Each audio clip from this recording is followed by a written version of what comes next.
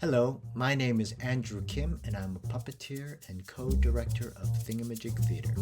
This is the first of 5 videos about my adventures in outdoor arts.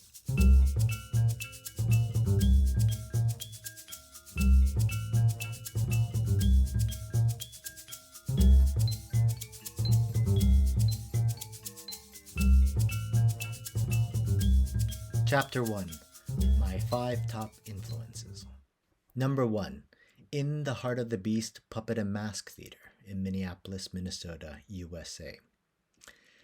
In 1992, fresh out of college, I auditioned for a role in a touring puppet play at In the Heart of the Beast Theater.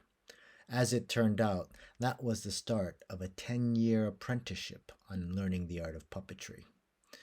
Through this talented and generous team, I learned how to perform puppets and masks, how to walk on stilts, how to make puppets, and how to write and direct plays and community events.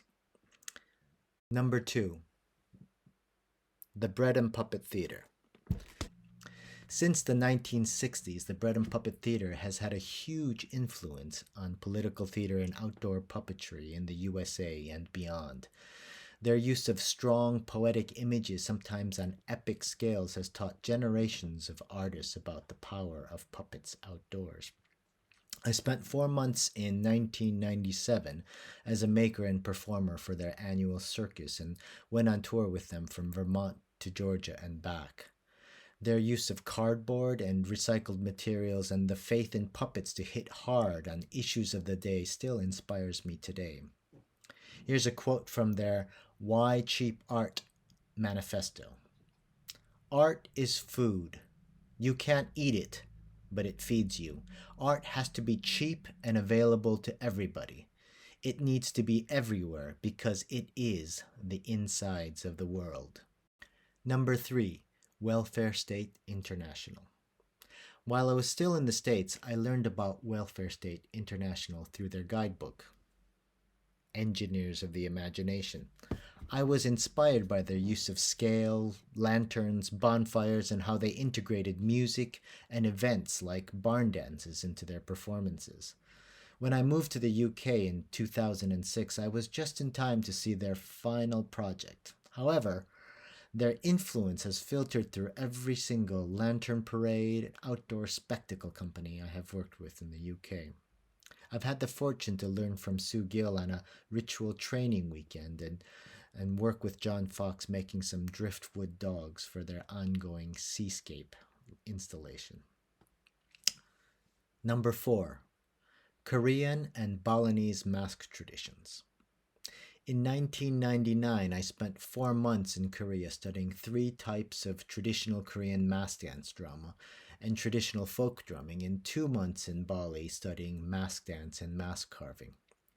By this time, I knew I wanted to be a puppeteer, but I wanted to learn from as many traditions as possible. And as an artist of East Asian descent, I wanted to experience the theater of objects in more traditional settings. Korea taught me about the integration of music and dance and clowning into characters. In Bali, I learned a lot about the craft of carving and dancing, but also, by following my teacher to several rituals, I saw a culture where traditional arts is still very much essential in their spiritual and cultural life. Number 5: Traditional Masquerades. Finally, I'm inspired by how masks, puppets, and costumes have been used to mark a special time of year or a rite of passage. This has happened and continues to happen all over the world.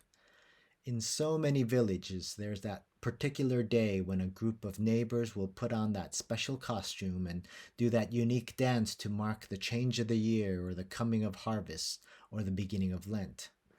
This collective sense of occasion and license to allow an inverse reality to reign for a day affirms a community and resets the connections and systems necessary for everyday life.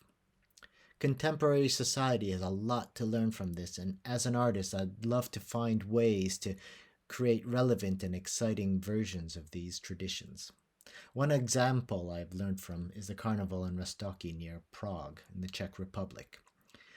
I've had the honor of being a part of 2 of these carnivals and have learned so much about how to work with the community to revive and create an event which is both celebrating traditions but also creating new rituals which engage people today.